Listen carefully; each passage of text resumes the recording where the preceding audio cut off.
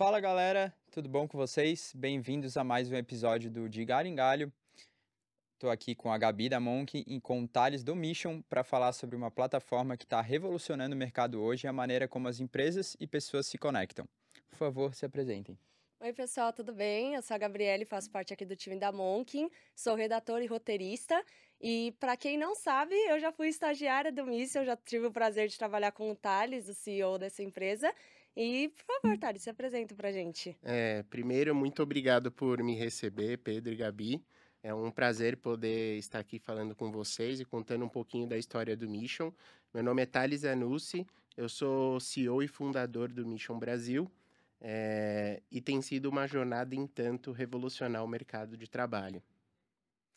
Thales, conta um pouquinho sobre a sua trajetória profissional até aqui. Bom, minha trajetória ela não é muito padrão, pessoal. Eu comecei como engenheiro mecatrônico na Mauá em 2004. Quer que eu errei aqui, eu não posso falar Mauá, é isso? Pode, não? Eu só olhei pra você. Não, tranquilo. Então, voltando, né? Então, eu sou engenheiro, eu comecei como engenharia mecatrônica em 2004. Mas aí no meio do curso, depois de 2 anos fazendo engenharia mecatrônica, eu vi que não era isso que eu queria olhar um pouco, não queria, eu gostava do robô, das partes de automação e etc, mas eu vi que eu queria seguir para o mercado mais de negócios. E aí no meio da faculdade, eu resolvi mudar para engenharia de produção. Então, me formei em engenheiro de produção, e assim que eu estava terminando a faculdade, eu comecei a trabalhar no mercado de consultoria. Eu fui trainee na Deloitte durante 3 anos. E foi uma grande oportunidade passar por uma Big Four que conseguiu me mostrar como diversas empresas em vários setores da economia, como que elas atuavam, quais os problemas, e conseguir ter uma visão bem ampla do mercado como um todo. Até que, por volta ali de 2012, tive um problema familiar, né? Meu pai, ele tinha uma empresa, e era uma empresa de BPO e call center, que tinham muitas pessoas, tinham 2.000 pessoas lá, e eu era um menino e meu pai infartou, eu tinha 24 anos, e aí, quando ele infartou, ele falou: Olha, filho, eu não consigo mais ficar no dia a dia, eu preciso me afastar um pouco, mas eu gostaria que você fosse lá e me ajudasse e assumisse meu papel lá. E eu falei: Meu, o que que eu vou fazer? Eu não sei, não tenho a menor ideia do que Uhum. fazer. Cheguei lá, como eu falei, fazia 3 anos que eu estava formado, então não tinha a bagagem necessária para conseguir tocar o negócio. E aí eu comecei a estudar, né, gente? Eu sempre brinco, falo: "Meu, se a gente não sabe alguma coisa, se a gente entende que é possível fazer diferente, estudem, aprendam, façam o que for necessário, mas não desistam". E aí fui lá e batalhei, fiquei 2 anos fazendo coaching, estudando pra caramba, para entender qual era meu papel na gestão, numa gestão tão complexa com tantas pessoas como era na empresa. Ali foi primeira transformação de carreira que eu tive. Eu demorei 3 anos para me apropriar do papel de diretor, lá em 2012. Uhum. Lá em 2015 que eu fui entender como que era e quais eram minhas responsabilidades, como que eu operava aquele tipo de empresa. Lá para por volta de 2015, eu montei nessa minha diretoria uma área de inovação. E aí, a gente acabou montei um time muito capaz que era multidisciplinar, que tinham diversas visões de mercado, e a gente começou a fundar empresas que eram disruptivas, de certo modo. Uma era na Inglaterra, que disruptava o relacionamento dos bancos com os devedores, uma era uma rede de franquias, e entre elas, surgiu a ideia do Mission. E aí o Mission é toda uma história que eu vou contar a história do Mission separado, que é aonde eu me apaixonei, encontrei o propósito da minha vida, mas naquele momento, foi quando eu vi que, na verdade, eu tinha encontrado o que eu nasci para fazer, né? Que é, olha,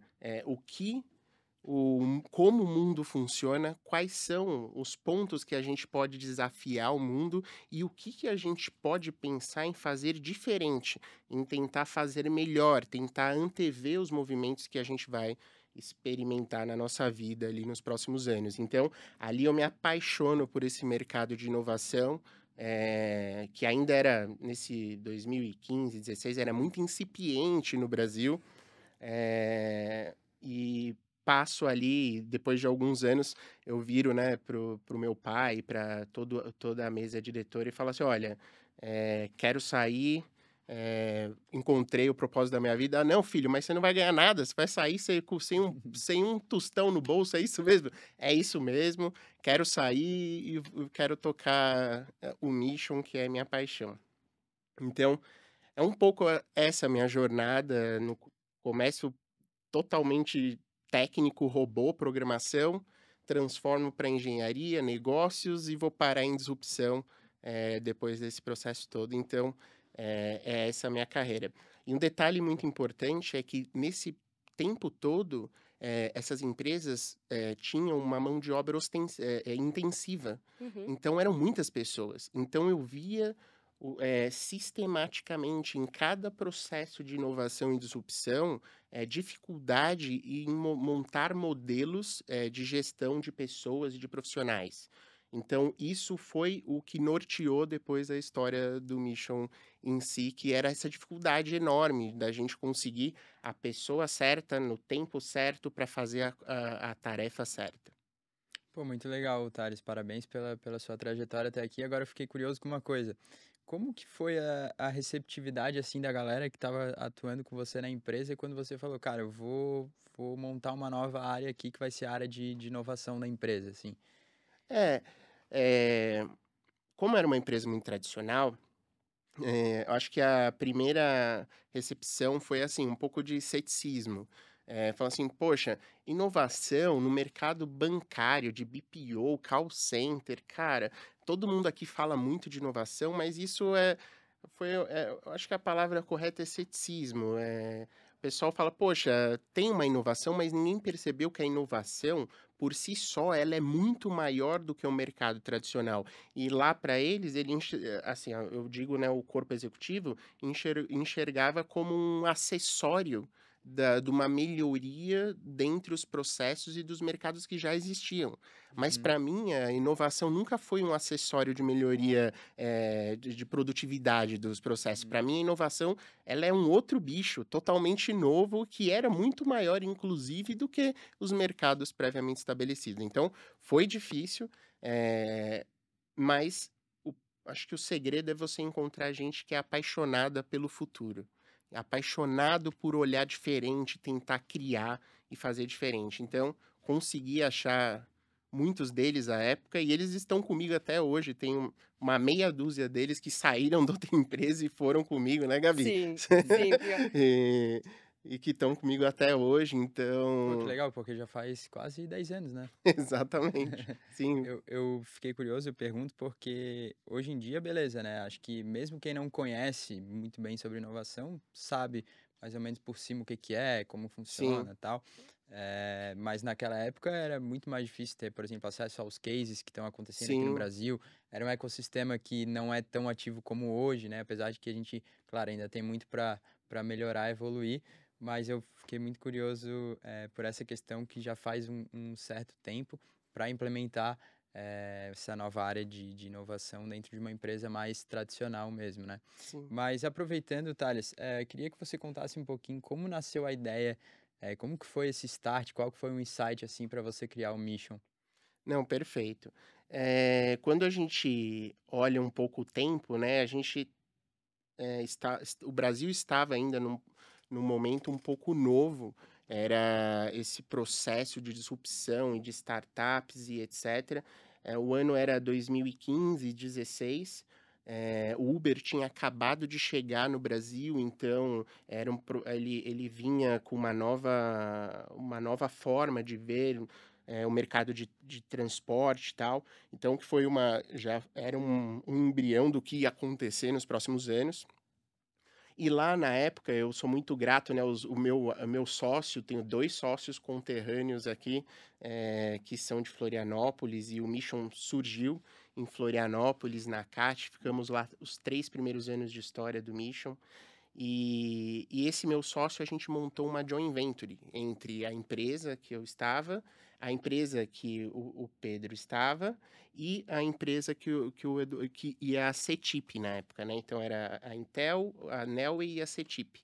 E essa joint venture criou um projeto que a gente chamava de Big Brother. E o que que era esse projeto? A gente doava câmeras do Google para os carros que ficavam circulando de qualquer empresa, tal, e essa câmera detectava as placas dos carros e montava um big data de placa. Então falava assim, olha, essas placas foram detectadas aqui, aqui, aqui, aqui, aqui, e a gente tinha uma matriz 3D de todo o behavior dessas placas. E o que que a gente fazia? Poxa, a gente ia vender informação da placa para o banco, fazer busca e apreensão, por exemplo, para os seguradoras, para ver, você, Gabi, falou que não sai de noite, não para na rua. Ó, pera lá, ó, a Gabi tá todo dia de noite aqui parada nesse lugar. Então era uma informação muito rica, até mesmo para a polícia, para captura e tal. Então a gente começou esse projeto. E aí no meio do projeto começamos em Floripa e em BH. No meio do projeto, a gente tinha 6 milhões de placas detectadas, e eu era o operador, então eu que tocava o negócio, né? O Pedro fornecia a tecnologia, a CETIP fazia o funding. A CETIP fundiu com a Bovespa na época e virou a B3. E a gente perdeu o funding. A gente já tinha gasto uma grana também nesse processo. E eu falei, nossa, o que que eu vou fazer, né? E o Pedro, há um mês atrás, tinha falado, Thales, custou mais ou menos 20 centavos a foto de cada placa. Cara, vamos pensar um negócio diferente. A gente saiu aqui em São Paulo e não conhecia São Paulo. Aí a gente teve a ideia, falou assim, olha, vamos construir um aplicativo que vai chamar Clique e Placa, e a gente, em vez de ficar doando câmera, fazendo manutenção, complicado pra caramba, vamos fazer um aplicativo, a gente paga 10 centavos para cada pessoa que tirar uma foto de uma placa. Aquela foto já é georreferenciada e a gente vai ter o mesmo resultado, e não só isso, imagina a criançada dentro do pátio, dentro dos condomínios tirando foto de placa, vai ganhar R$ 10. Então, vai ser um sucesso, e a gente fez o aplicativo. E aí, de repente, recebemos essa notícia aí que era muito além do nosso controle e perdemos o funding. E eu, no dia seguinte, tinha uma reunião executiva e meu papel na época era de CFO, eu tinha que prestar contas para os acionistas o que eu tinha feito com o dinheiro. Cara, Thales, como é que você investiu uma baita grana para tirar foto de placa de carro na rua, para fazer um aplicativo que, cara, para pôr em condomínio, que numa indústria tradicional, que raio que você tá fazendo com esse dinheiro? Você tá maluco? Cara, eu falei, meu, como é que eu vou dar essa notícia nesse comitê e tal? E eu falei assim, meu, eu preciso tomar todas. E aí eu saí com uns amigos meus e tomei todas, literalmente, aquela noite. Então, sabe, né? Quando a gente toma algumas e vai dormir, a noite mal dormida, fiquei com aquele negócio na cabeça e eu tive uma epifania durante a noite. Eu acordei com aquela história na cabeça, falando assim, olha, na verdade, o que a gente desenvolveu não foi um aplicativo para tirar foto de placa de veículo. Foi algo muito maior. A gente pode colocar milhares de pessoas, que nesse caso é tirar foto de placa de veículo, para fazer uma tarefa, qualquer tarefa que uma empresa possa necessitar. Nesse caso aqui da placa de veículo é tirar foto, mas pode ser qualquer outra coisa. E aí eu indo para o comitê, liguei para o Pedro, cara, tive uma ideia, vamos mudar o nome do Mission, pivotar a empresa, mudar o nome da empresa, pivotar o business plan dela e chamar ela de Mission Brasil. Você topa? A gente faz algo, um gamification, como se fosse um 007. A gente não foi muito por essa ideia, mas ele falou, Thales, estou junto com você, vamos fazer isso. E eu cheguei no comitê falando ao contrário, né, gente? Não que o projeto tinha dado errado, mas sim falando assim, olha, a gente acabou de criar uma mega empresa que é a transformação do mercado de trabalho. Na época eu nem falei com essas palavras, que eu ainda não sabia muito bem o que a gente tinha criado, mas é uma forma que as empresas podem contratar milhares de pessoas para fazer o que a empresa quiser em todo lugar do Brasil através do aplicativo. E eles gostaram da ideia e foi assim que, sem querer, E eu assumo, eu falo, poxa, não foi. A gente não anteviu toda essa transformação que a gente vai falar um pouco mais para frente, mas que ia acontecer por conta da tecnologia na nossa sociedade. A gente não anteviu nada disso. Foi um acaso que a gente acabou criando lá um mercado que hoje é um dos mercados mais pujantes e transformadores da sociedade. E essa é uma história do acaso. Eu lembro que quando a gente chegava na Mission, no Mission, né, que é como estágio, Sim, você explicava toda essa história, a gente tinha um onboarding e daí depois vinha, né, ou o Will ou o Nilo vinha pra gente e falava assim: "Agora a gente vai explicar de fato o que que é o Mission". E para uma pessoa, assim, que não conhece, porque é uma coisa muito complexa, né, tem várias sim, etapas, vários fatores e vocês têm clientes muito grandes. Eu sim, lembro que na época vocês já estavam com a TIM, o C6, o Safra também, se eu não me engano. sim. E eu ficava mais com a parte de bancos, né, porque eu lembro que na minha entrevista eu falei que eu investia e falaram: "Joga para os bancos então". Sim. Então, como é que você explicaria para uma pessoa que, assim, não conhece o que que é o Mission e como as grandes marcas começaram a reconhecer vocês e falaram: "Nossa, eu quero trabalhar com eles"? Que eu tô perguntando isso, que eu lembro exatamente de um dia que a Vivo foi lá, não foi? E você falou assim: "Meu, a Vivo chegou aqui com inveja que a TIM tá com a gente e eles querem trabalhar com a gente também". Como que as marcas começaram a reconhecer vocês? Então, primeiro um pouco da definição do mission, como era hoje a gente é líder e a gente capitaneou, então a gente é referência de fato nessa transformação, então a gente não tinha uma definição, e essa definição de 2016, que é quando a gente estrutura e oficializa a empresa, até hoje, ela foi se transformando. Então meu próprio speech, quando eu falei para você, Gabi, eu brinco, né, eu estava me treinando para falar exatamente, e meu speech foi mudando. Então hoje a gente tem hoje não, né, eu acho que desde a pandemia 2020, a gente tem uma posição correta de mercado e a forma certa de comunicar. Então hoje a gente fala assim: "Olha, o mission é a transformação do mercado de trabalho, é o emprego 4.0, é a nova forma com que as empresas vão se relacionar com o trabalho". A gente fala que no Mission, qualquer pessoa que tem um aplicativo, um smartphone em mãos, pode fazer o download do nosso aplicativo e lá nós temos 300 tipos de missões gamificadas para qualquer um ganhar dinheiro. Então a gente se coloca como um meio de distribuição de renda e de um real impacto social Sim. para todas as pessoas. E aí, o dia que a gente acertou a nossa definição e o nosso propósito, os nossos valores, tudo começou a andar e chamar atenção no mercado. Então, como que o Mission funciona hoje? É o desafio que eu falo pro pessoal todo santo dia. Gente, o que nós podemos propor para as empresas que nossas 600, cada dia varia, né? Estamos quase, começou 600 mil esse ano, mas está quase em 800 mil hoje, mas nossas 800 mil pessoas espalhadas por 5 mil cidades podem fazer para alguma empresa. Então, essa é a provocação que a gente faz todo dia. Então, o Mission funciona assim hoje. Então, a gente tem um relacionamento B2C, que são nossos usuários missionários, e nosso propósito é distribuir renda. Então, entregar atividades para que essas pessoas façam e ganhem dinheiro. E a gente tem 300 tipos de missões lá. E nosso relacionamento B2B, a gente entrega um digital outsourcing.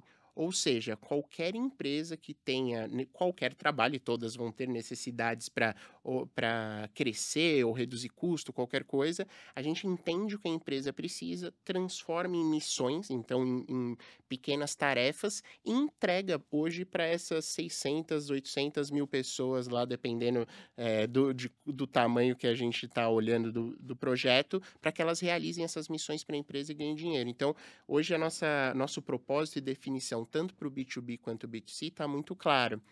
E aí, de 2020 para cá, eu já vou chegar lá como as empresas reconheceram, mas tem a ver com essa disrupção que a sociedade teve em 2020. Então, 2020, com a pandemia, todo mundo teve que se reinventar. As pessoas foram lá e, de repente, elas poderiam trabalhar de mais Tudo ficou diversas. muito digitalizado, Tudo né? ficou digitalizado e as empresas e as pessoas precisaram se reinventar, né? Olha, como é que a gente vai trabalhar agora se não pode ir presencialmente? Como que a gente vai fazer?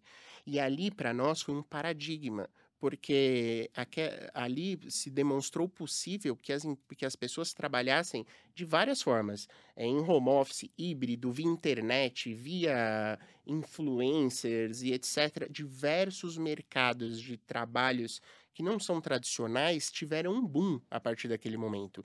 E para o Mission quebrou a principal barreira que nós tínhamos. Até 2020, eu falava, olha, eu tenho aqui milhares de pessoas em tudo quanto é cidade para trabalhar para sua empresa. Mas como assim? Eles vão trabalhar via um aplicativo? Então eu perdi a metade da minha reunião com o meu potencial cliente explicando como é que era esse modelo de trabalho sob demanda, sob Uhum. aplicativo. E a partir daquele momento, não, essa principal barreira ali acabou. E o Mission, a partir daquele momento, começou a ser visto por grandes enterprises, grandes empresas, como a única plataforma que era robusta e tinha essa capilaridade, essa escalabilidade pronta para entregar. A gente tem, como eu falei, 300 clusters de profissionais com skills diferentes dentro do Mission. Então, qualquer empresa que chega lá conosco, eu vou citar alguns cases depois, pode se usufruir desses 300 clusters. Então, foi assim. E aí começou a acontecer esse processo um pouco boca a boca. Eu acho que cada projeto que a gente teve sucesso, Gabi, um foi falando pro outro, foi falando pro outro, e a gente foi conseguindo ampliar. Cada dia um novo MVP, cada dia um novo aprendizado, um novo planejamento, um novo projeto e um novo cliente. Sim. E o que eu acho mais legal é que é muito diversificado. Tem 300 missões e não são 300 missões iguais para marcas diferentes. São Sim, 300 missões diferentes para diferentes marcas. Isso é uma isso. coisa que a galera pode realmente se identificar e falar: olha, eu quero fazer isso daqui e não precisa se sentir forçado a fazer nada. Eu acho bem legal isso. É perfeito. Esse é o nosso principal propósito, é conseguir dar um leque de escolha Sim. para o missionário conseguir escolher, porque uma pessoa é multifacetada. Ela é hoje um engenheiro, mas à noite ela gosta de cantar, ela tem várias virtudes. E como a gente tem uma visão muito restrita do trabalho, da execução, então a gente acaba, mesmo as pessoas quanto as empresas, não explorando esse espectro tão maior de uma pessoa que ela tem vários skills e várias habilidades e ela pode estar fazendo tudo aquilo quando ela quiser ir para várias empresas. Então, essa liberdade de escolha, de explorar novos potenciais dentro de uma pessoa é um dos principais motivos que levam a gente a distribuir essa renda e sempre procurar novas atividades para as pessoas, para as empresas. É muito legal. Até aqui na Monk a gente fala bastante isso, né? Por trás de grandes empresas existem grandes pessoas também. E aí eu queria entender agora um pouquinho que a gente entrou mais a fundo sobre a plataforma de vocês. Quais são as principais funcionalidades, assim? Então, hoje, o Mission, ao longo desses 7 anos, a gente criou vários módulos de trabalho. E então, a gente tem hoje 4 principais. Hoje a gente vende só B2B. Então, a gente tem 4 principais atividades de missões que a gente comercializa no mercado hoje. A primeira de todas é o que a gente chama de Staff on Demand. Aqui no Brasil é basicamente o Freela. Esse staff hoje, eu acho que é nosso carro-chefe, ele vem crescendo de maneira muito Tem importante, muita demanda também, né? tem muita demanda e a gente acaba fazendo principalmente atividade de trade marketing. Então, por exemplo, eu sou um produtor de geleia, eu preciso de 300 repositores para repor a gôndola de centenas de supermercados. Eu preciso de separadores. Então, o Staff on Demand, que são os repositores, separadores, os promotores que ficam em campo. E no Brasil são 100 mil pessoas fazendo isso ou mais por todas as cidades brasileiras, né? Que todo lugar tem um supermercado. É, então, esse é uma atividade que vem crescendo demais. E também a gente, como o nosso modelo do Mission, ele é muito flexível, ele consegue ser totalmente capilar, né? Como eu falei, a gente está no mercado todo o território nacional, mas a gente consegue dar uma flexibilidade que vai muito de encontro com o e-commerce.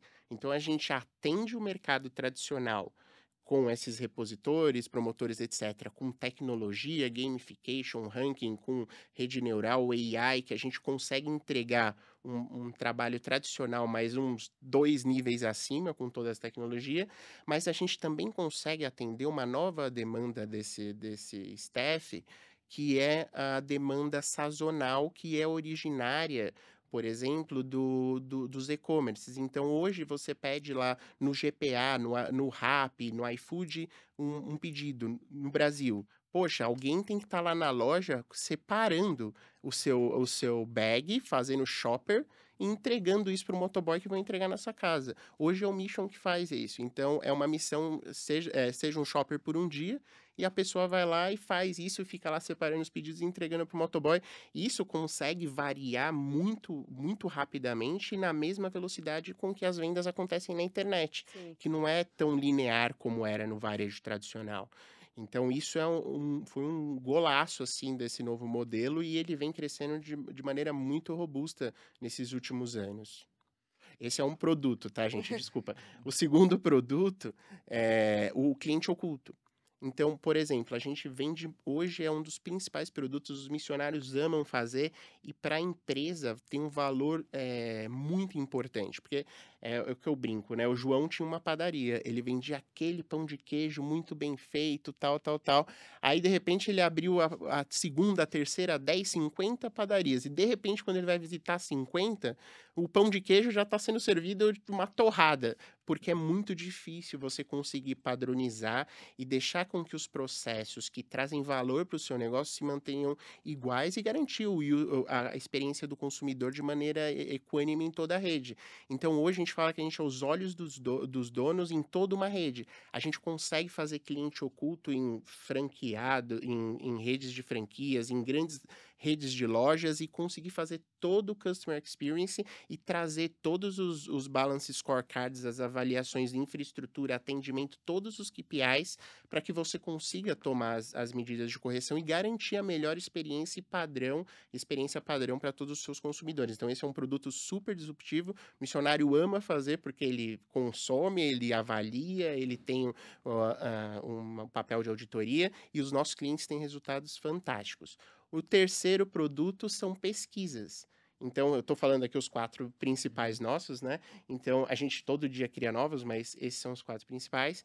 Pesquisas de todos os tipos de pesquisas, qualitativas, quantitativas, NPS, go-to-marketing, entre outras. A gente consegue fugir da maneira padrão de realizar uma pesquisa, que é 1 a 1, e a gente consegue pesquisar milhares de estabelecimentos de maneira simultâneas e milhares de variáveis, né? Não só de estabelecimentos. Então, a gente consegue fazer essas qualis, essas quantis e essas pesquisas. Olha, preciso saber em 5.000 pontos de vendas qual é o shampoo que está sendo vendido. A gente consegue trazer esse resultado em dias com um grau de precisão muito maior que um instituto de pesquisa tradicional, com verificação, georreferência, geocoding, com auditoria, foto. Então, ele é um passo a mais ali do que os institutos de pesquisas tradicionais e é muito rico nas áreas de inteligência comercial das empresas. E, por fim, o nosso quarto produto que a gente vende é o software. A gente começou a licenciar o software de uns 3 anos para cá, no qual a gente falou, cara, a gente gerencia essas milhares de pessoas, essas 800 mil pessoas pelo Brasil inteiro, e a gente tem acho que umas 55 features dentro da plataforma para montar esse gamification. E as empresas que têm muitos distribuidores, pontos de vendas, muitos funcionários, começaram a falar, olha, a gente quer usar a sua tecnologia para os nossos funcionários.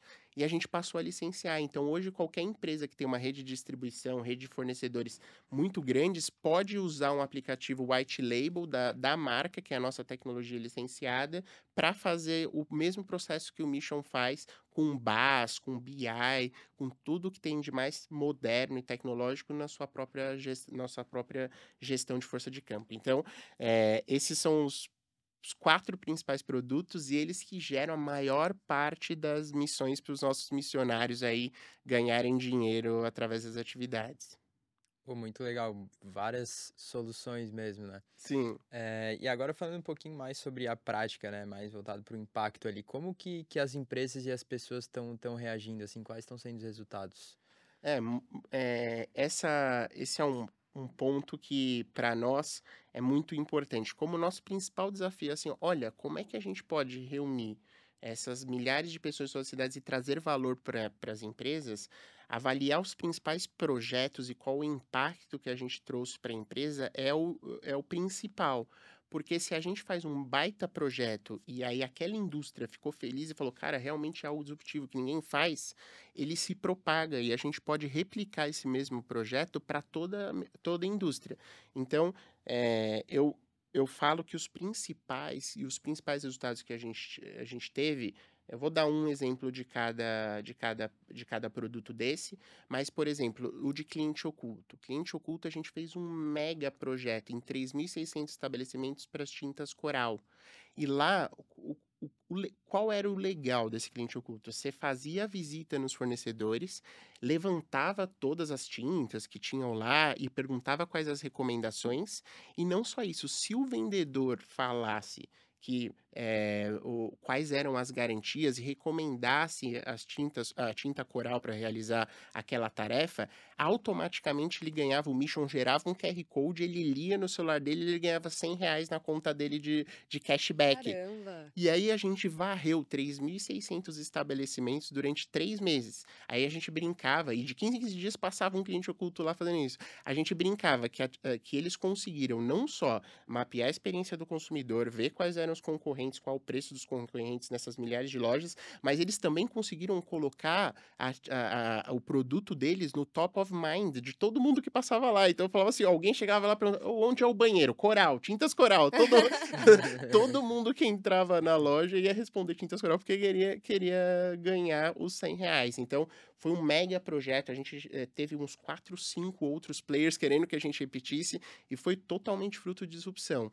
Esse foi um muito legal. O segundo que a gente teve foi o do grupo Pão de Açúcar, que é no qual eu falei aqui, que é o Staff on Demand. Então, passou de uns anos para cá, o e-commerce passou a vender muito e eles tinham dificuldade, porque o e-commerce tem as suas oscilações, e eles precisavam ter 1.000 pessoas na loja hoje e amanhã 3, e depois 500, porque dependia da sazonalidade do e-commerce, e o Mission caiu como uma luva, e a gente ganhou o prêmio do Pão de Açúcar, ficamos lá, fomos o premiado no final do ano passado como projeto mais disruptivo, que trouxe resultados muito significativos para a rede, né? E para nós era o nosso maior cliente, eles são enormes, para nós corroborou boa parte do nosso trabalho.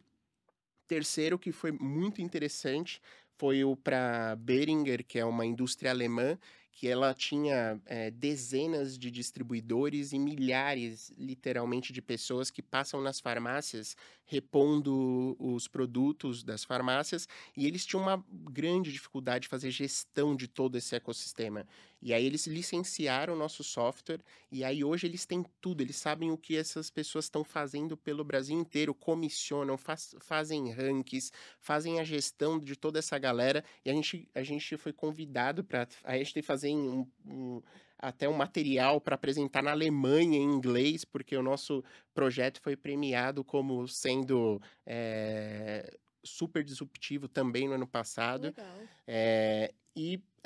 Acho que tem mais um aqui, que lembrei, o da Edenred, da Ticket, que é um de pesquisa. A Edenred tem 17.000 estabelecimentos numa área lá que é a de logística, que eles fazem manutenção de carros, né, de veículos, de vários tipos de veículos. E eles tinham uma tremenda dificuldade de saber o que 17.000 oficinas mecânicas, e oficina mecânica está pelo Brasil inteiro, o que eles fazem, quanto eles cobram, quais são os equipamentos, quem é responsável por fazer isso.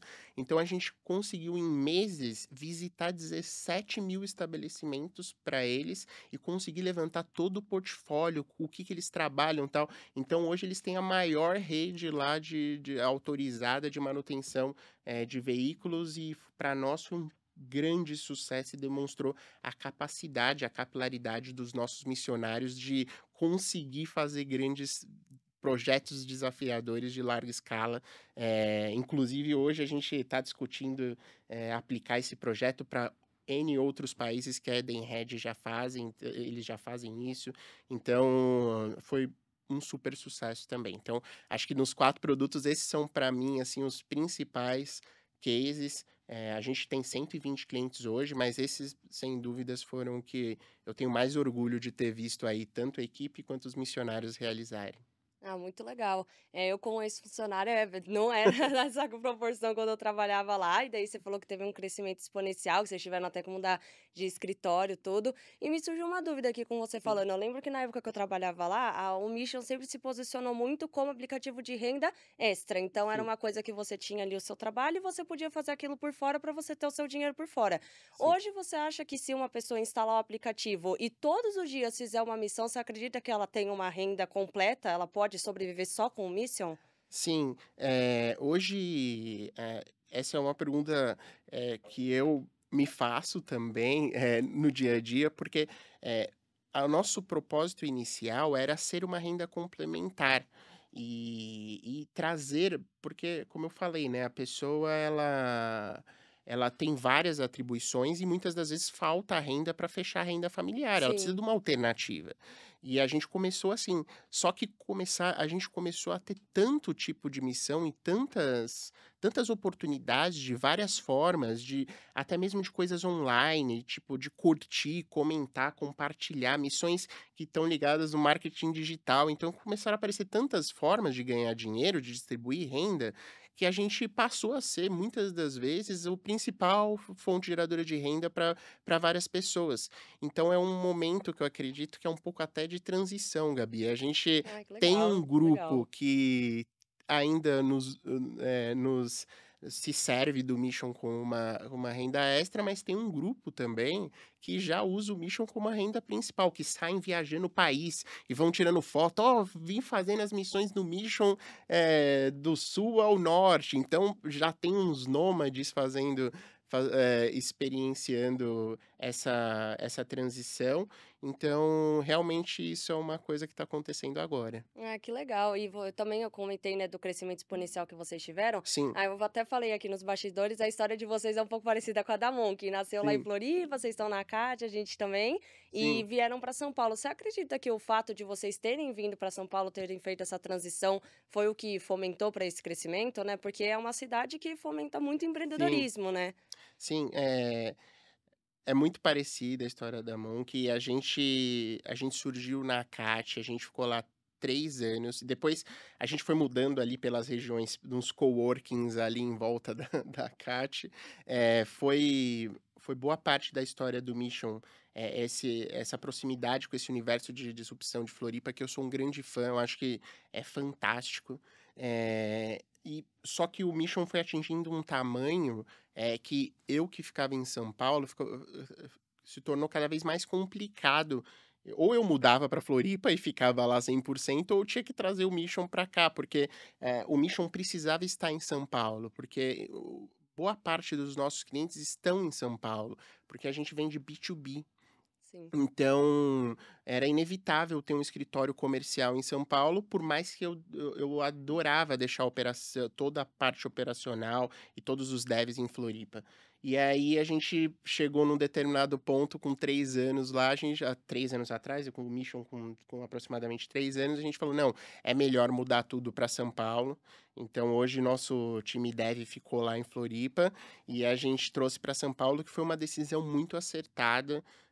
Eu acho que contribuiu muito pelo fato, de vários aspectos, eu poder estar 100% presente, o time estar 100% reunido e não separado, e não só isso, isso também fez com que a nossa exposição, perante os clientes fosse muito maior, e isso foi o que corroborou no resultado que a gente teve. Então, eu acho, Gabi, que nos últimos 3 anos a gente fez um excelente trabalho. A gente triplicou de tamanho todos os anos, os últimos 3 anos. Sim, eu me Eh surpreendi quando você falou ali que vocês saíram do escritóriozinho que é o que eu estava acostumada e foram Sim. para um de 60 e Não, a gente está num escritório de 1.200 metros nossa quadrados, senhora. mas, uns 400 metros quadrados é a sacada, mas o pessoal usa Uhum. bastante, pra fazer churrasco e tal. Mas, é isso, os últimos 3 anos foram, assim, fantásticos. A gente triplicou a receita de tamanho ano a ano. A gente está com quase 70 pessoas, 65 pessoas, mas tem umas 6, 7 vagas em aberto. Então, toda essa história, o Mission tem uma particularidade, ele é único, ele não tem barreira, ele pode crescer para qualquer lugar do mundo, então ele é altamente escalável, ele tem uma margem operacional de contribuição acima de 50%, então ele é altamente rentável, então ele reúne uma série de atributos que tornam o Mission um forte candidato a ocupar e crescer, inclusive internacionalmente, nos próximos anos.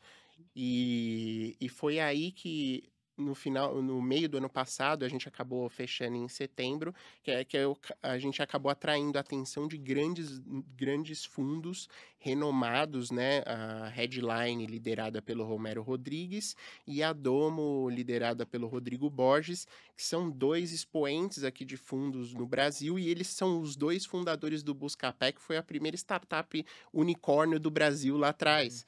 E eles viram lá onde a gente trabalhava, Gabi, tinha que fazer reunião no banheiro, na cozinha, No onde dava, corredor. no corredor.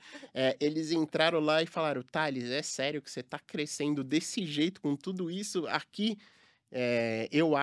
Eu me senti novamente no Buscapé. Só falta você pedir milkshake aqui no final do dia, porque o time tá feliz. Milkshake não tinha, mas outra coisa. E eles viram lá o fuzuê, aquela galera fazendo o que dava naquele espaço. Sim. E eu brinco que foi na hora, né? Eu já estava falando com alguns fundos, mas com eles ali, o encanto foi na hora. Falou, cara, tamo dentro, a gente vai transformar Gera o Mission num identificação, né? gigante. E aí eles entraram, a gente fez, ao total a gente captou 10 milhões de reais, né? Esse último foi aproximadamente 7, mas aí, a partir daí, a gente mais que triplicou em pessoas, em espaço, em estrutura, Sim. em capacidade. Então, a gente tem acelerado de maneira substancial todos os processos ali. A gente quer dominar aí a América Latina em breve, então estou muito satisfeito e realizado com um propósito que tem um impacto real. Acho que, não sei se você lembra, Gabi, o principal propósito que a gente tem é distribuir renda para as pessoas. Sim. Mas a gente tem um conjunto de ações que é o Faço Bem. Então o Mission vai lá e reembolsa seu transporte quando você vai doar sangue. A gente Sim, reembolsa é R$ 10 verdade. para É qualquer verdade. pessoa que doa sangue. Se você doar alimento para outra pessoa, a gente reembolsa R$ 10 do seu transporte para você doar o alimento para alguma pessoa. Se você vai doar agasalho, você doar, e não precisa fazer nada, é só tirar foto e mostrar que você está doando Sim. o alimento, o agasalho ou sangue. Isso faz parte do nosso ecossistema de impactar de maneira positiva a vida das pessoas e tirar as desculpas, né, para que a gente fique inerte e não faça nada. Então, isso é uma iniciativa muito importante para nós. Muito legal, realmente as coisas estão evoluindo de uma forma muito rápida, né? Se a gente fosse Sim, falar do Mission, da ideia 15, 20 anos atrás, sim, provavelmente não ia para frente, né? Tanto pela parte do digital quanto pela parte do trabalho também, né? sim, E agora falando um pouquinho sobre o futuro do trabalho, assim, como você sim. enxerga que tá esse mercado hoje? Eu vou dar só um passo para trás, gente, só para não falar do futuro só do trabalho, porque o futuro do trabalho que é o Mission está liderando, ele faz parte de uma transformação que é a transformação dessa geração, que se não se vê há centenas de anos. Então, essa transformação que essa década, essa geração está experimentando, ela é muito ampla. A gente tem, de maneira concomitante, em paralelo, sendo disruptado o meio de comunicação através da internet, todas as energias, como, por exemplo, a gente viveu de petróleo, usina a carvão, agora, hoje, a energia mais barata no planeta Terra é a energia solar da história. Então, não é uma questão se vai mudar para energia solar e bateria e eólica. Com certeza, talvez Sim. demore um pouco para mudar.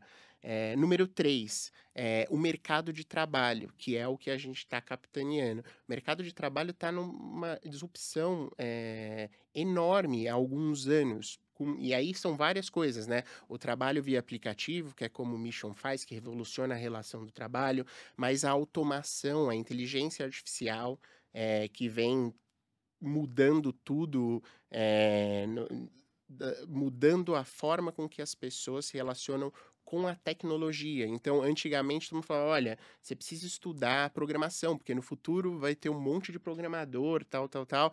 E hoje, esses dias mesmos, o CEO da NVIDIA estava fazendo uma palestra e falou assim, olha, na verdade, ninguém vai precisar saber programar. O que você vai precisar ser criativo. Porque o computador vai programar para você, a inteligência artificial vai programar para você. Você vai precisar saber falar e como falar de uma maneira criativa e sistemática o que aquele computador precisa programar para você. Então, uma outra forma de ver esse trabalho. Enfim, esse terceiro ponto, e é o que a gente vem liderando, e ele vai impactar, segundo a McKinsey, 1,2 bilhões de pessoas, a vida e como essas pessoas vão trabalhar. Muitos dos trabalhos vão ser transformados e muitos vão deixar de existir, literalmente, como motoristas e etc. Tem uma série de trabalhos ali que vão mudar. E esse desafio para a humanidade vai ser um reposicionamento. Alguns chamam da Era da Liberdade, Age of Freedom, ou da criatividade, como eu prefiro falar. Mas esses próximos anos, todas as principais custos de uma sociedade vão tender a zero. Energia vai baratear muito com o solar. Comida vai baratear muito com a fermentação de precisão. Então, todos os insumos de comida. Transporte vai baratear muito com a automação. O trabalho vai baratear muito com a inteligência artificial. E tudo isso vai trazer abundância para a humanidade. E as pessoas vão ter que saber se posicionar e como que elas vão interagir com essa liberdade, com esse tempo e como que elas vão dar o melhor delas. Então, muito, principalmente algumas universidades, Stanford, eu acompanho muito esse nível de disrupção mais global, apostam que vão ser essa próxima década vai ser a década que as pessoas vão ter mais liberdade da história, mais tempo livre para serem criativas e poderem empenhar esse papel. E o Mission, liderando esse processo dentro da disrupção da mão de obra, ele propõe entregar um gamification, que hoje são essas missões que a gente tem, e eu contei todas elas, mas a gente todo dia cria uma nova. Sim. E qual é nosso papel? É sempre olhar o que pode ser novo, porque a gente quer criar movimentos meritocráticos para que as pessoas possam ter sua renda. Então, eu entendo que nesse futuro aqui de médio prazo que eu estou falando aqui, com todas essas transformações simultâneas, para mim, há uma fusão entre o mercado de gamification com o trabalho sob aplicativos, sob demanda, que isso vai gerar essa distribuição de renda um pouco meritocrática. Até uma curiosidade, eu falo isso desde 2016, né, gente? E aí tem uma série, aí Westworld, que é da HBO, que eu gosto muito, né? Agora já acabou. E aí, de repente, acho que na terceira temporada, todo mundo da sociedade trabalhava via aplicativo, como Mission. Eu falei, cara, eu acho que eu tô alinhado aqui com o pensamento do escritor do Westworld, mas foi uma curiosidade engraçada. Mas então é isso, eu acho que o mercado está se transformando, a gente tem que olhar, ver, aceitar a transformação, que para o ser humano ele é resistente à transformação de maneira geral, mas aceitar essa transformação, ela vai vir e enxergar com isso as oportunidades. E se adaptar, né? E se adaptar.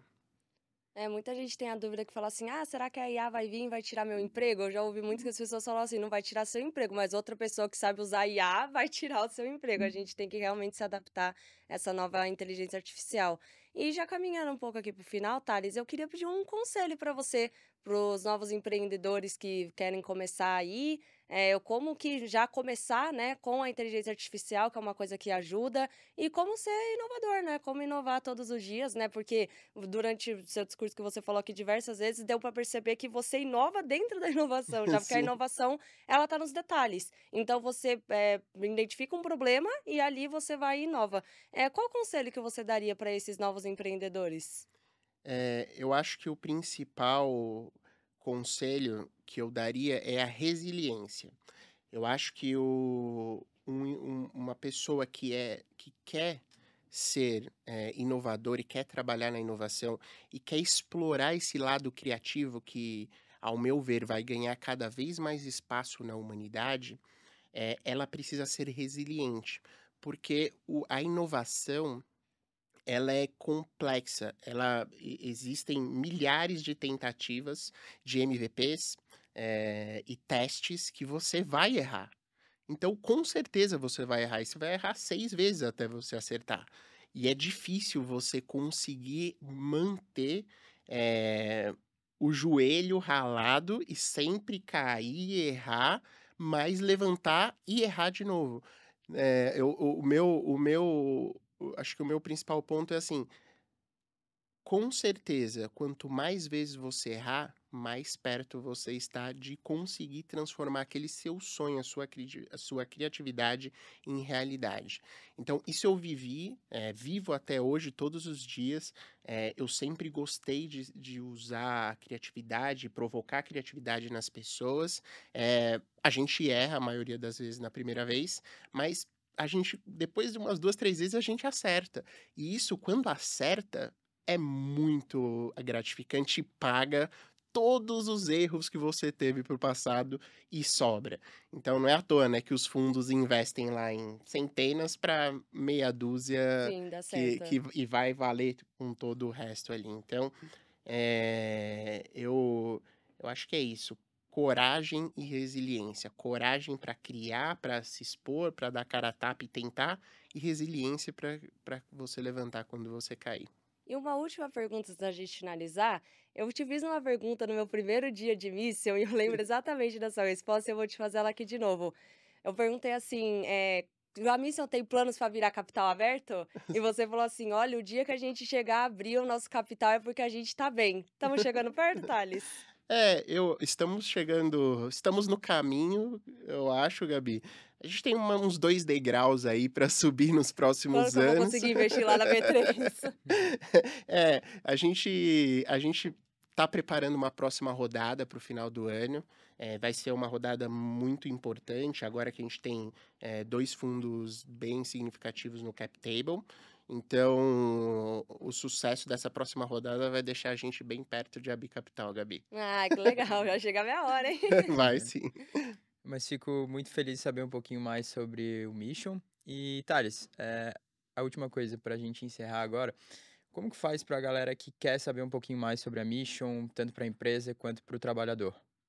Perfeito, Pedro. Olha, a gente tem alguns veículos que a gente usa hoje, que a gente acaba dividindo, né, a comunicação com as empresas e com nossos missionários. Então, lá no nosso site www.missionbrasil.com.br tem uma parte lá para usuários, que são todas. A gente tem o Mission School com diversas aulas de como as pessoas podem fazer as missões, como elas podem ganhar dinheiro.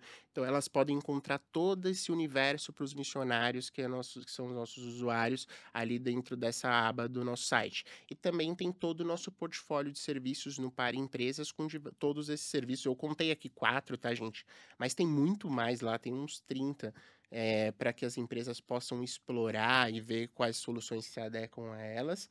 Fora isso, a gente tem nosso Instagram, a gente tem o mission.brasil, que é o que lá a gente faz posts diários com as melhores práticas, como que os nossos missionários estão ganhando dinheiro, etc. E a gente também tem o Mission.parceiros, que lá a gente replica todos os cases de sucesso para que as empresas também possam ver. Então, e tem o LinkedIn também do Mission, tá, gente? Então, acho que a gente tá em todas as redes hoje, não tem como não tá, né? Uhum. Mas, enfim, são esses os principais veículos aí de comunicação conosco. Boa, muito obrigado, Thales, pela participação. Gabi, muito obrigado. Chegamos ao fim de mais um episódio de Galho em Galho e até o próximo.